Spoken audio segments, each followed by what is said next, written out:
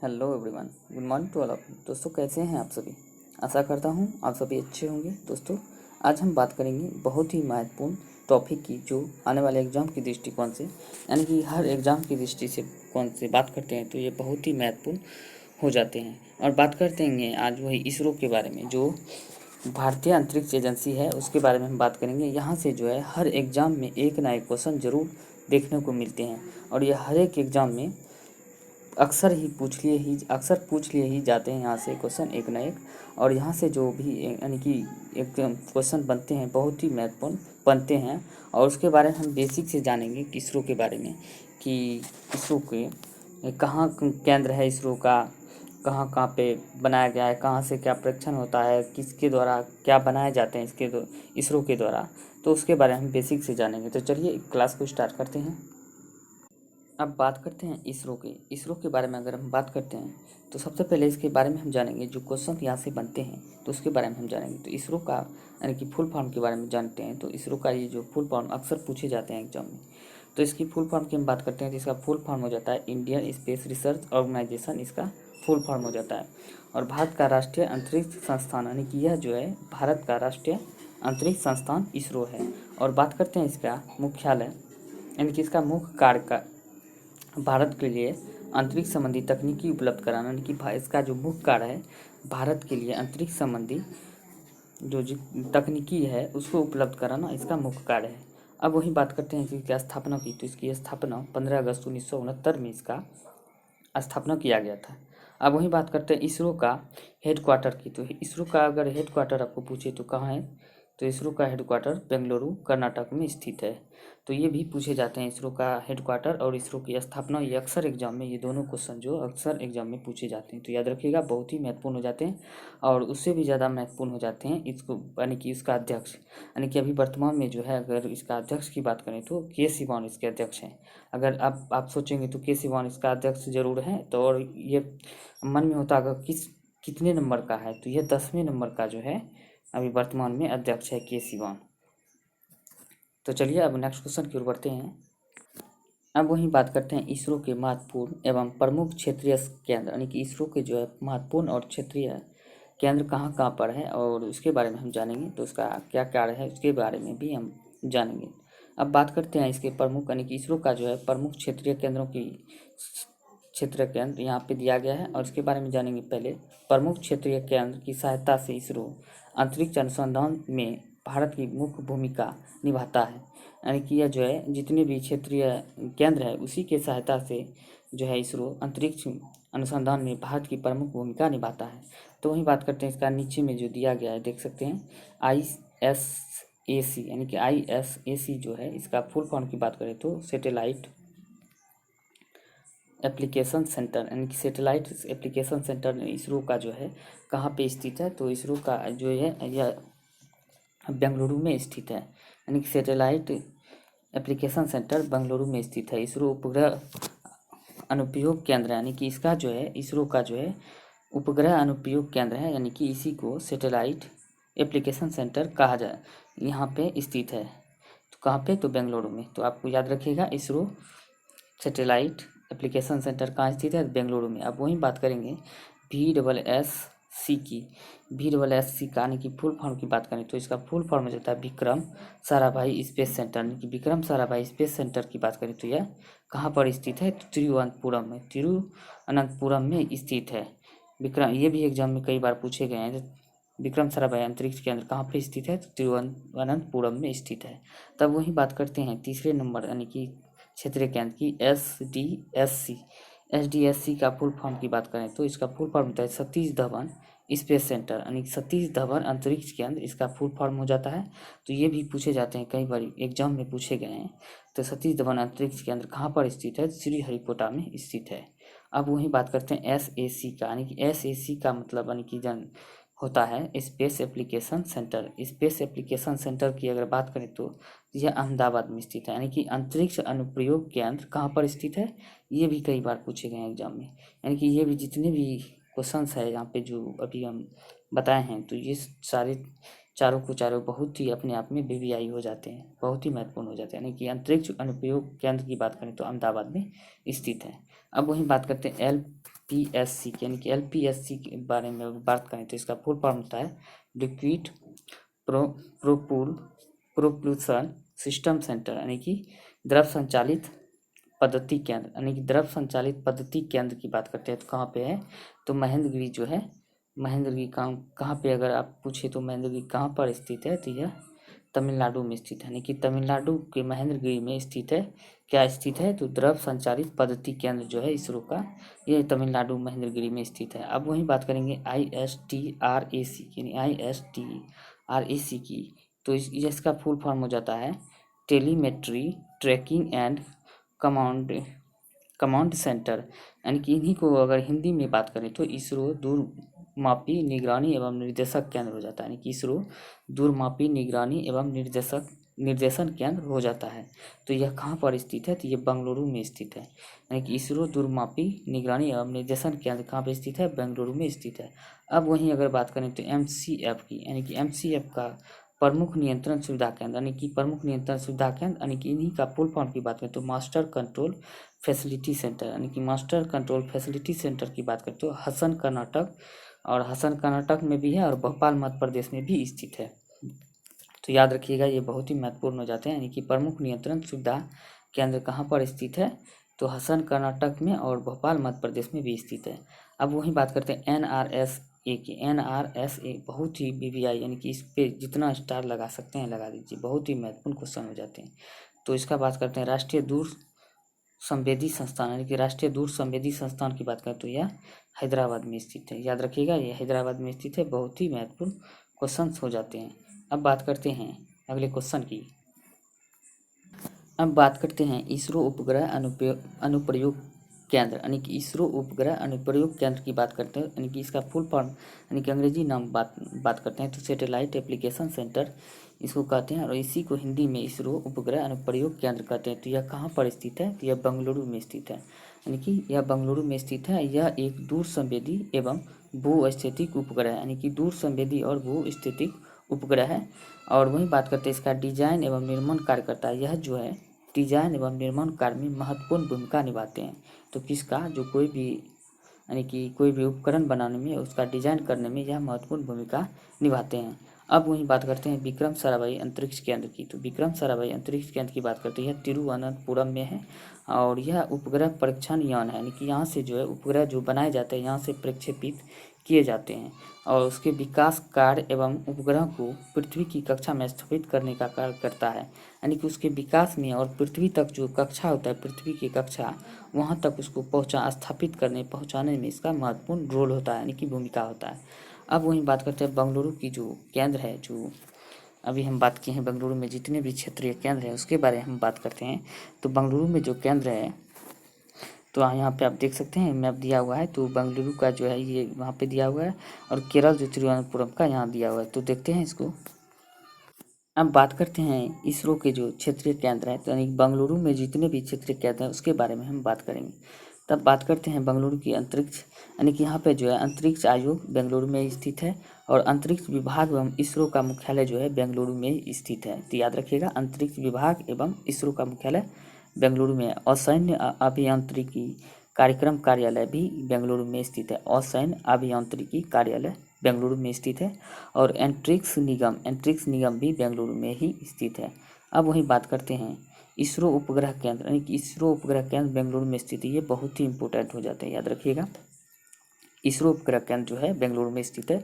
अब वहीं बात करते हैं विद्युत ऑप्टिक प्रणाली प्रयोगशाला, विद्युत ऑप्टिक प्रणाली प्रयोगशाला भी बेंगलुरु में ही स्थित है, और इसरो दूरगामी ट्रैकिंग एवं कमांड नेटवर्क दक्षिणी यानी कि RRSC जो है ये भी बेंगलुरु में स्थित है, यानी कि इसरो दूरमापी ट्रैकिंग एवं कमांड नेटवर्क दक्षिणी जो है ये भी बेंगलुरु में स्थित है। अब बात करते हैं तरल प्रणोदक तंत्र केंद्र, तरल प्रणोदक तंत्र की भी, इसका भी, ये भी बेंगलुरु में ही स्थित है। अब वही बात करते हैं इनसेट कार्यक्रम, यानी कि जितने भी इनसेट कार्यक्रम हैं इसका कार्य चलाए जाते हैं, वो उसका भी कार्यालय जो है, इसका कार्यालय बेंगलुरु में ही स्थित है।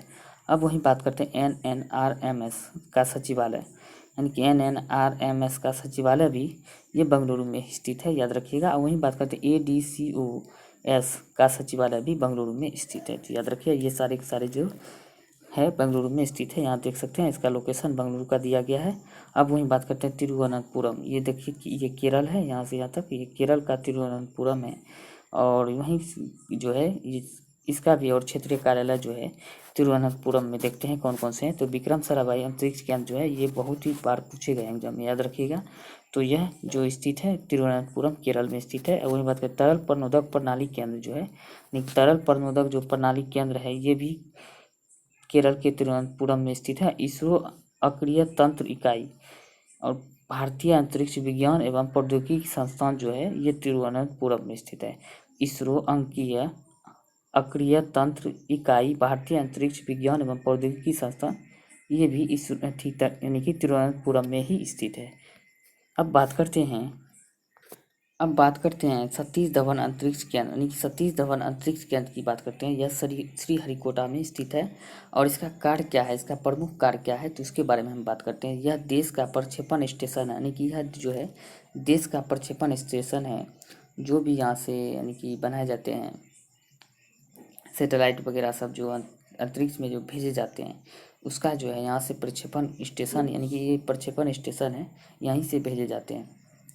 और जो है इसका जो है यह जो देश का प्रक्षेपण स्टेशन है 2002 में इसका नाम श्रीहरिकोटा केंद्र से बदलकर सतीश धवन अंतरिक्ष केंद्र रखा गया। यानी कि जो है ये नाम पूछे जा सकते हैं आपको कि श्रीहरिकोटा केंद्र से नाम बदलकर जो है सतीश धवन अंतरिक्ष केंद्र कब रख दिया गया है। तो यानी कि सतीश, यानी कि यह भी क्वेश्चन पूछ सकते हैं सतीश धवन व अंतरिक्ष केंद्र का नाम जो है पहले क्या था। तो यह जो इसका पहले नाम था श्रीहरिकोटा केंद्र इसका नाम था। और ये भी पूछे जा सकते हैं सतीश धवन व अंतरिक्ष केंद्र नाम कब रखा गया। तो 2002 में इसका नाम रखा गया। तो याद रखिएगा, बहुत ही महत्वपूर्ण हो जाते हैं। अब वहीं बात करते हैं अंतरिक्ष अनुप्रयोग केंद्र, यानी कि अंतरिक्ष अनुप्रयोग केंद्र यानी कि स्पेस एप्लीकेशन सेंटर की हम बात करते हैं। तो यह अहमदाबाद में स्थित है।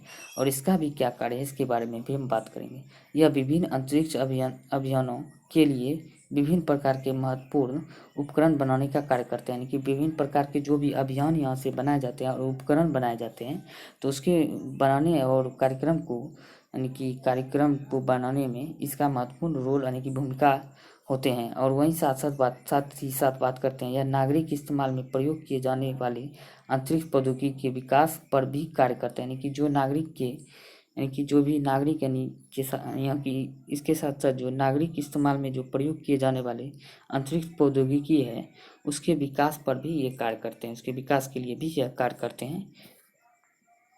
अब बात करते हैं अहमदाबाद जो है ये गुजरात का मैप है, ये देख सकते हैं ये गुजरात है जिसकी राजधानी जो है गांधीनगर है। और यहाँ पे जो है अहमदाबाद यानी कि बात करते हैं यहाँ जो सेंटर है जो भी इसरो का, तो अंतरिक्ष प्रयोग केंद्र जो है अहमदाबाद में स्थित है।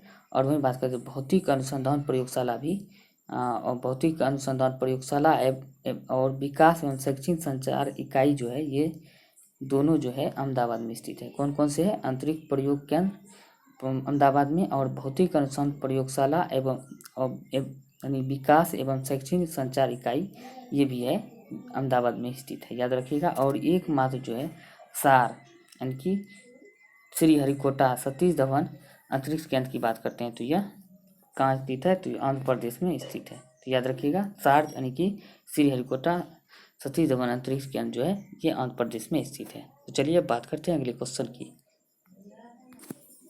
अब बात करते हैं द्रव संचालन पद्धति केंद्र, यानी कि द्रव संचालन पद्धति केंद्र की बात करते हैं। लिक्विड प्रोपल्शन सिस्टम सेंटर की बात करते हैं। यह महेंद्रगिरी में स्थित है। यह भूस्थितिक उपग्रह एवं IRS कार्यक्रमों में इस्तेमाल की जाने वाली द्रव पद्धति प्रणोदक का विकास करने का यह काम करता है। यानी कि इसका जो है विकास करने का कार्य यह किसके द्वारा किया जाता है, द्रव संचालन पद्धति यानी कि महेंद्रगिरी में जो स्थित है इसके द्वारा यह कार्य यानी कि द्रव से संबंधित जो कार्य होते हैं यह इन्हीं के द्वारा किया जाता है। यानी कि बात करते हैं अब इसरो दूरमापी निगरानी एवं निर्देशन नेटवर्क। इसरो दूरमापी निगरानी एवं निर्देशन नेटवर्क की बात करते हैं। यानी कि ISRO telemetry tracking and command centre जो है कहाँ पर है, तो यह बेंगलुरु में स्थित है। और बेंगलुरु इसरो का यह केंद्र विभिन्न अंतरिक्ष अभियानों को अंजाम देने का कार्य करता है, यानी कि अंतरिक्ष के जो जितने भी विभिन्न अंजाम होते हैं यहीं से उसका अंजाम दिए जाते हैं। अब वहीं बात करते हैं इसके प्रमुख कार्यक्रम कार्य अंतरिक्ष यान का नियंत्रण है कि इसका जो प्रमुख कार्य है अंतरिक्ष यान का नियंत्रण करना और टीटीसी सपोर्ट सर्विस इत्यादि में भी इसका काम करते हैं। और वहीं बात करते हैं इसरो के इस केंद्र का एक अन्य प्रमुख कार्य वातावरण की देखभाल हेतु उपयोग किए जाने वाले कार्यक्रम पथ प्रदर्शन उपग्रह एवं अन्य प्रकार के रडार का विकास करना भी होता है। यानी कि यही बात करते हैं इसरो का यही नहीं काम खत्म हो जाता है तो इसरो का और सही कई सारे भी काम ये इसरो के द्वारा किए जाते हैं। यानी कि इसरो जो है कि इसके द्वारा जो है केंद्र जो इसरो के इस केंद्र का एक अन्य प्रमुख कार्य जो भी है वातावरण की देखभाल भी करना इसका काम कार्य है और उसके कार्यक्रम को भी पथ प्रदर्शन उसके कार्यक्रम को पथ पर प्रदर्शन हेतु भी उनके कार्य किए जाने का भी एक उसका कार्य है। और अन्य प्रकार के रडार जो है विकास किए जाते हैं, जो रडार सिस्टम जो विकास किए जाते हैं इनके द्वारा भी यह बनाए जाते हैं और विकास किए जाते हैं। अब वही बात करते हैं मास्टर कंट्रोल फैसिलिटी, यानी कि मास्टर कंट्रोल फैसिलिटी जो है कर्नाटक के हासन में स्थित है। यानी कर्नाटक के हासन में और भोपाल यानी कि मध्य प्रदेश के भोपाल में भी स्थित है। और इनका कार्य की बात करते हैं तो यह इसरो का यह एक केंद्र है। यानी कि इसरो का यह केंद्र इसरो के भूस्थितिक उपग्रह यानी कि भूस्थितिक उपग्रह जो है की रखवाली एवं नियंत्रण का कार्य ये करते हैं। यानी कि भूस्थितिक उपग्रह जो है उसका रखवाली और नियंत्रण का भी काम इसके द्वारा किया जाता है। यह किसी उपग्रह के प्रारंभिक चरण की निगरानी करने हेतु जिम्मेदार होता है। यानी कि प्रारंभिक में जो पहले चरण होते हैं उसकी निगरानी करने में भी यह बहुत ही कारगर साबित होते हैं, तो इन्हीं के द्वारा किए जाते हैं। अब वही बात करते हैं राष्ट्रीय दूर संवेदी एजेंसी, राष्ट्रीय दूर संवेदी एजेंसी यानी कि नेशनल रिमोट सेंसिंग एजेंसी की बात करते हैं। यह हैदराबाद में ये कई बार एग्जाम में पूछे गए हैं। यानी कि राष्ट्रीय दूर संवेदी agency national remote sensing agency की बात करते हैं हैदराबाद में। इसका जो कार्य है इसका कार्य यही है कि इसरो का केंद्र अंतरिक्ष यानी कि इसरो का केंद्र भारतीय अंतरिक्ष एजेंसी दृष्टि आँख की तरह कार्य करता है। यानी कि यह जो है दृष्टि जो आँख की तरह जो कार्य करता है ये इन्हीं के द्वारा किए जाते हैं। और तो बात करते हैं जो आँख की तरह यह कार्य करता है यह पृथ्वी की सुरक्षा एवं आपदा प्रबंधन जैसे क्षेत्र में सहयोग करते हैं। यानी कि यह जो पृथ्वी की सुरक्षा और आपदा प्रबंधन जैसे क्षेत्र में भी यह महत्वपूर्ण भूमिका निभाते हैं। यानी कि आँख की तरह नज़र गड़ाए रखते हैं ये। अब वही बात करते हैं अगले क्वेश्चन की। अब बात करते हैं इसरो की स्थापना कब हुआ था। तो इसरो की स्थापना की बात करते हैं तो ये क्वेश्चन बहुत ही महत्वपूर्ण है। जितने भी ये क्वेश्चन हम करा रहे हैं तो ये सारे के सारे इंपॉर्टेंट हो जाते हैं, तो याद रखिएगा। अगर याद के आप नोट डाउन भी कर सकते हैं इसको साथ साथ और भी अच्छे हो जाएंगे आपके लिए। और वहीं बात करते हैं इसकी स्थापना की बात करें इसरो की तो 1969 में इसरो का स्थापना किया गया था। अब वहीं बात करते हैं इसरो द्वारा बनाए गए प्रथम उपग्रह का क्या नाम था। इसरो द्वारा जो बनाए गए थे प्रथम उपग्रह की हम बात करते हैं तो आर्यभट्ट प्रथम उपग्रह था। आर्यभट्ट जो था प्रथम उपग्रह था। और यह कब बनाया गया था तो यह जो बनाया गया था 19 अप्रैल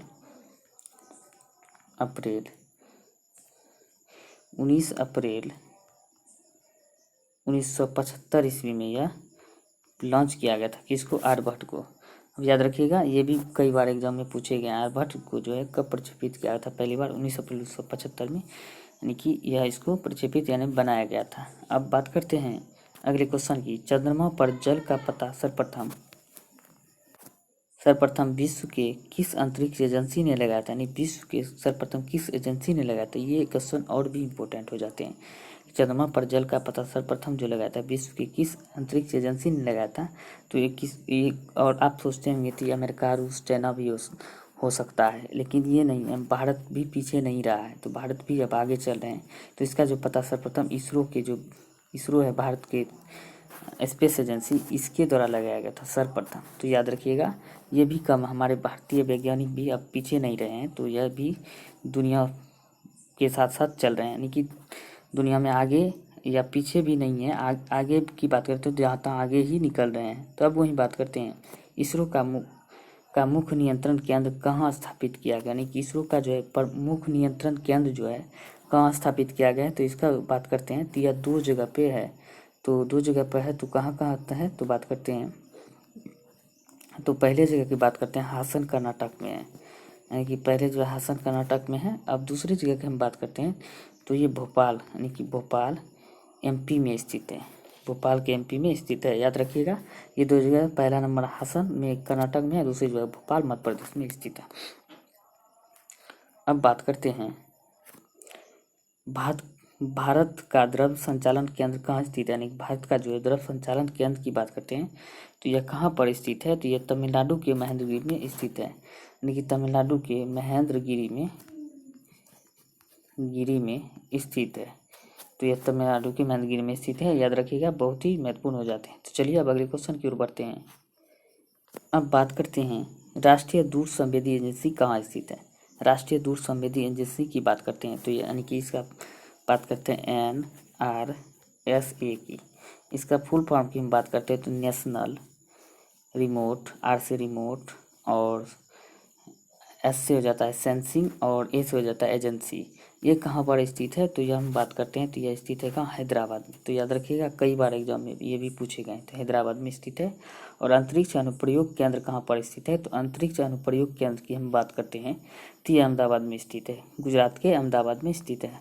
अब वहीं बात करते हैं 8वें नंबर क्वेश्चन की। स्पेस एंड बियॉन्ड किसके द्वारा लिखी गई पुस्तक है, ये भी बहुत महत्वपूर्ण है पुस्तक है, तो याद रखिएगा, स्पेस एंड बियॉन्ड किसके द्वारा लिखी गई पुस्तक है, तो यह बात करते हैं के कस्तूरी रंगन के द्वारा, यानी कि के कस्तूरी रंगन के द्वारा लिखी गई है। तो याद रखिएगा, बहुत ही महत्वपूर्ण हो जाता है। तब बात करते हैं इसरो का पहला नाम क्या था, यानी कि इसरो जो है अब नाम इसरो कहलाता है, और इसरो से पहले इसका क्या नाम था, इसरो जो अब जो कहलाता है और कब से यह कहलाया जा रहा है इसरो, तो उसके बारे में बात करते हैं। तो इसरो जो है, इसरो का पहला नाम की बात करें तो सबसे पहला इसका नाम था इंडियन नेशनल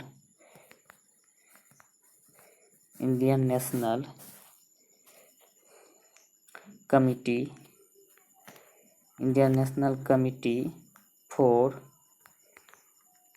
फॉर स्पेस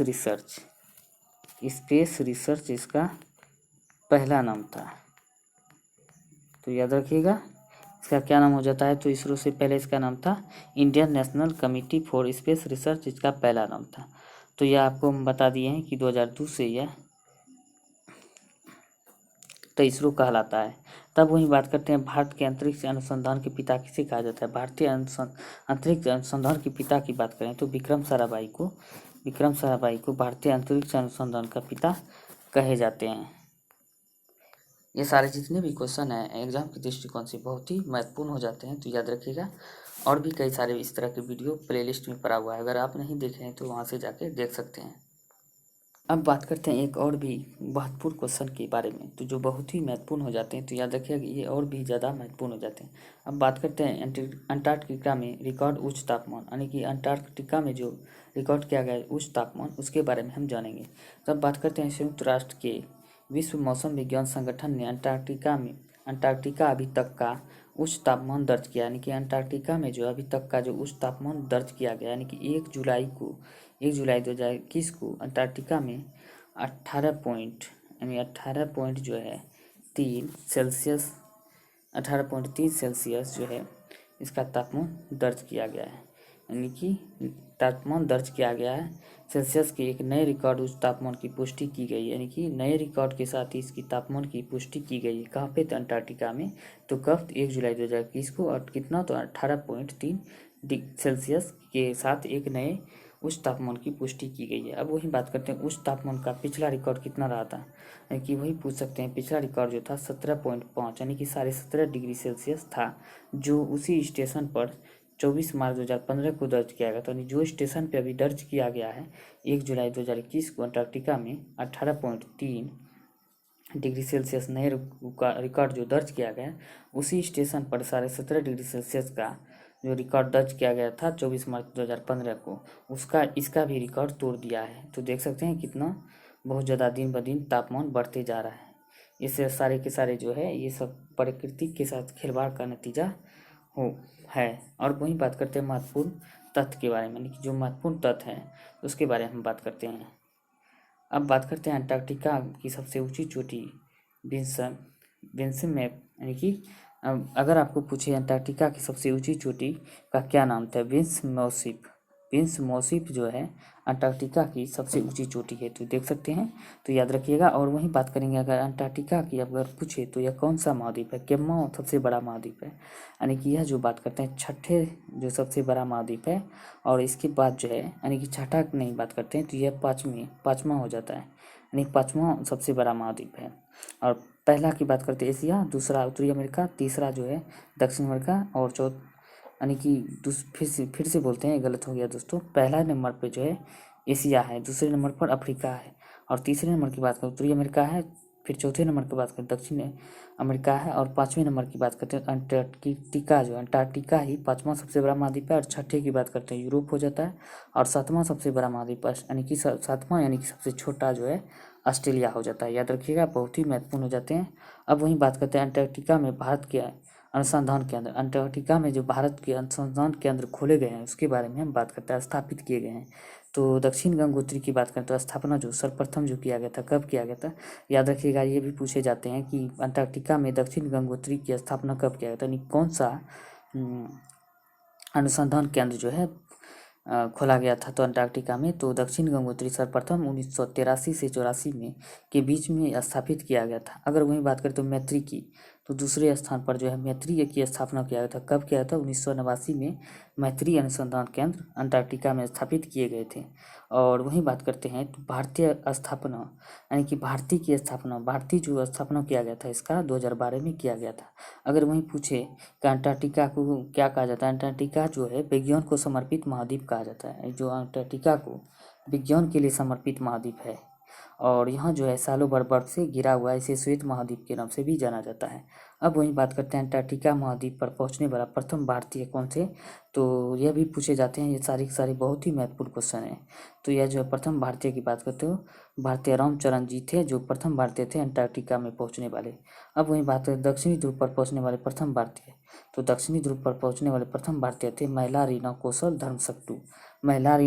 धर्मसक्टू जो है, ये जो है प्रथम भारतीय थे जो दक्षिणी ध्रुव पर पहुँचे थे। याद रखिएगा, ये बहुत ही महत्वपूर्ण हो जाते हैं। अब वहीं बात करते हैं कि राष्ट्रीय अंटार्कटिका अध्ययन केंद्र कहाँ पे स्थित है, यानी कि राष्ट्रीय अंटार्कटिका अध्ययन केंद्र की बात करते हैं गोवा में स्थित है। तो ये याद रखिएगा, ये जितने भी सारे क्वेश्चन हम कराए गए हैं तो ये सारे बहुत ही महत्वपूर्ण हो जाते हैं, तो याद रखिएगा। उम्मीद करते हैं कि ये श्रृंखला आपको पसंद आ रही होंगी। कमेंट सेक्शन में ज़रूर बताएं। अगर आपको अच्छा लगेगा तो इस तरीके से हम लोग इसे जारी रखेंगे, और आने वाले समय में हमारा प्रयास यही रहेगा ताकि आप किसी भी एग्ज़ाम से पहले आपकी तैयारी बेहतर हो, साथ ही साथ आप किसी भी एग्ज़ाम से पहले रिवीजन कर ले तो मैक्सिमम आपके प्रश्न एग्ज़ाम में यहाँ से आ सकते हैं। धन्यवाद।